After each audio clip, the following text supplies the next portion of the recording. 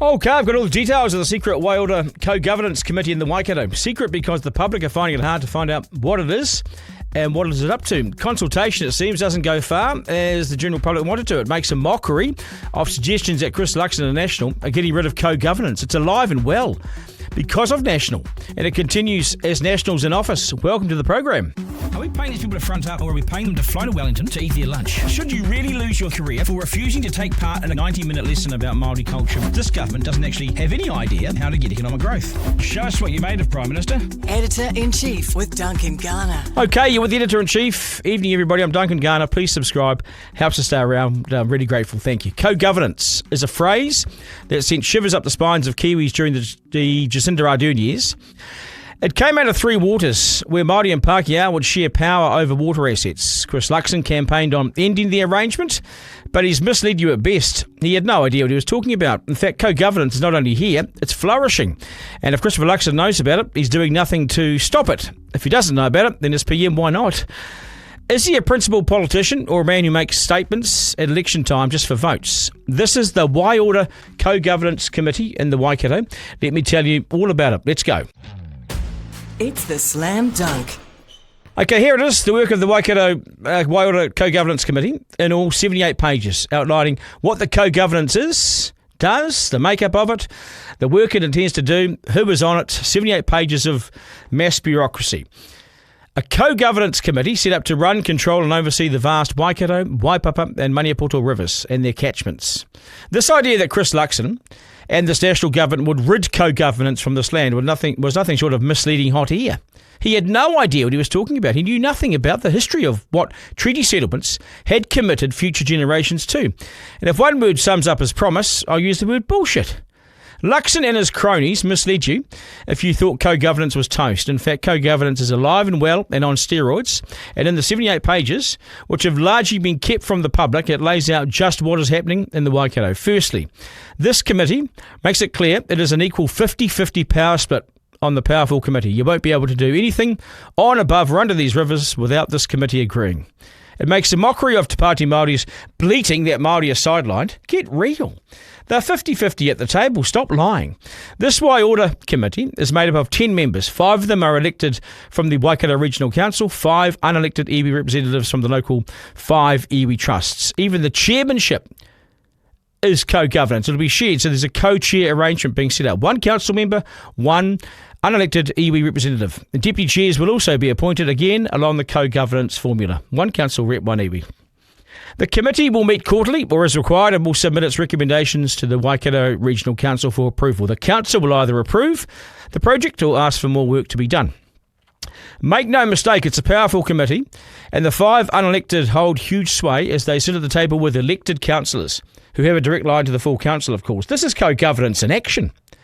Why has this happened? Well, the Co-Governance Committee was established as required by treaty settlements agreed to in 2010 and 12 with the local and relevant iwi. National was in power when it agreed to that, and it signed these deals, which laid the groundwork for the future, and we were at today.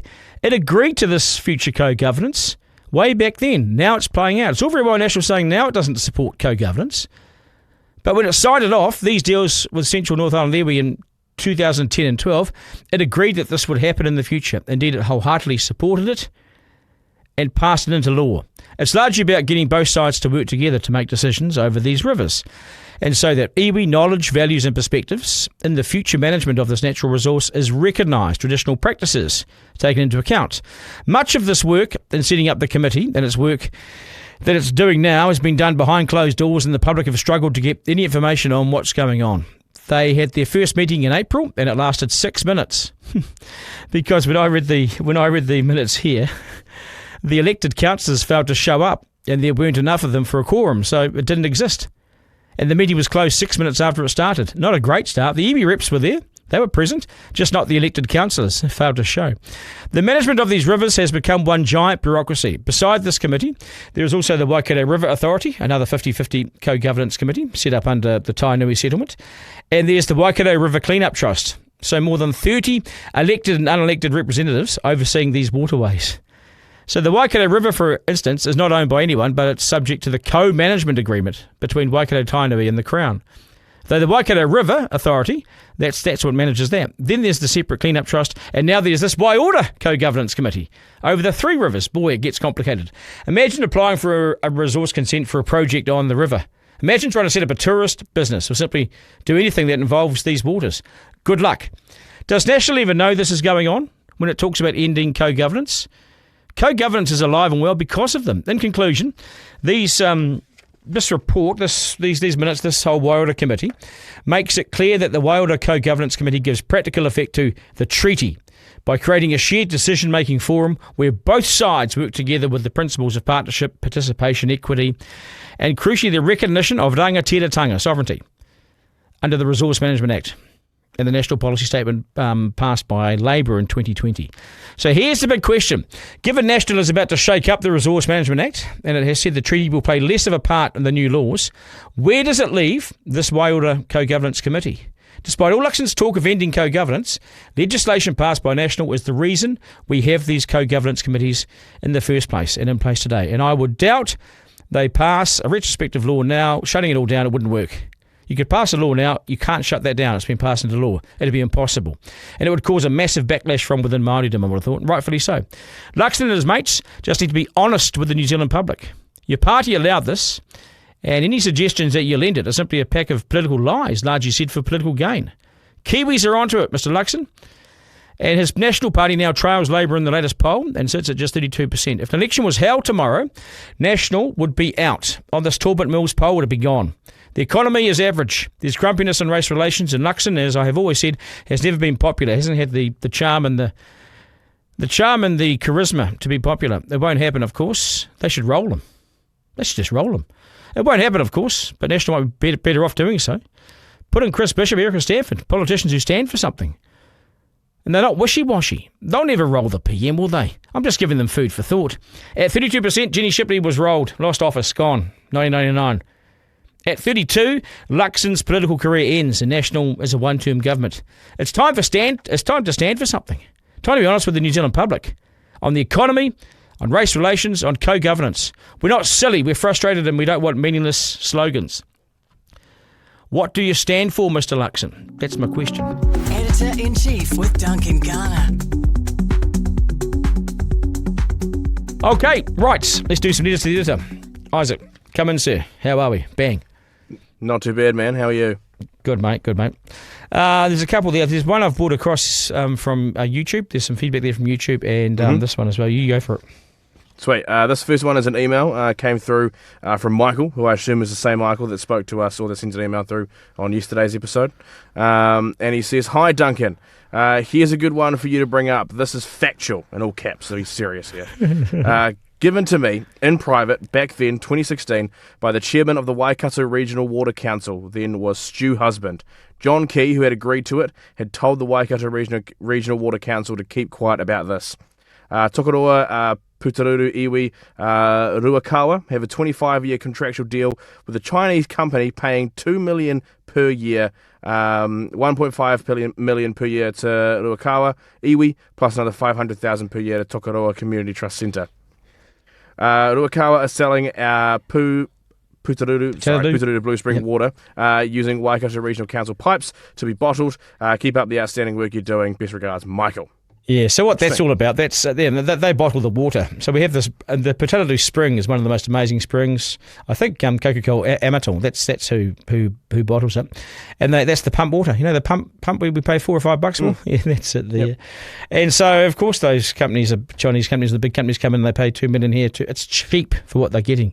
They're getting like 20-year resource consents to use that spring coming out of the water. I don't know why we don't have a New Zealand water bottling facility and plants, so we give jobs to New Zealanders. But anyway, that's a small price for those guys to pay for that spring. Oh, I think Michael's probably onto it.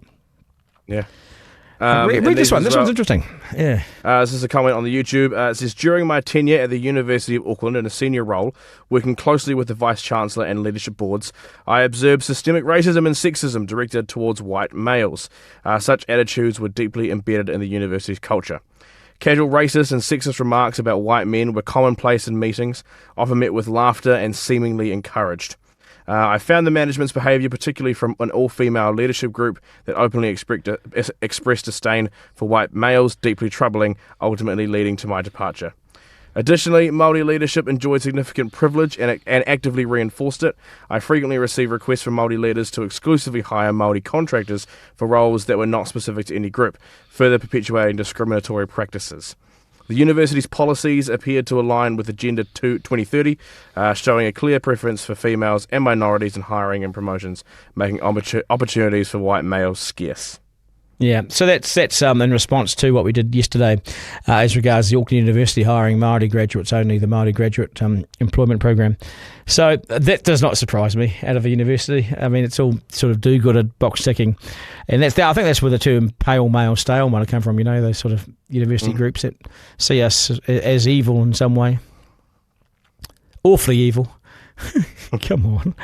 Anyway, that's us, man. Thanks for your feedback and support. Get in touch with our social media at Duncan Garner Podcast on TikTok and Instagram. We'll flick us an email. Always enjoy your emails. Duncan@rover.nz. Please subscribe if you haven't already. Helps us stay around. To my team, Isaac, thank you, brother. We'll do this again tomorrow. And remember, life's no dress rehearsal, no curtain raiser. This is it. We live in one of the best places on earth. So get out and enjoy it. Have a great rest of the day and evening. Take care, folks. Ta-da. Editor-in-Chief with Duncan Garner.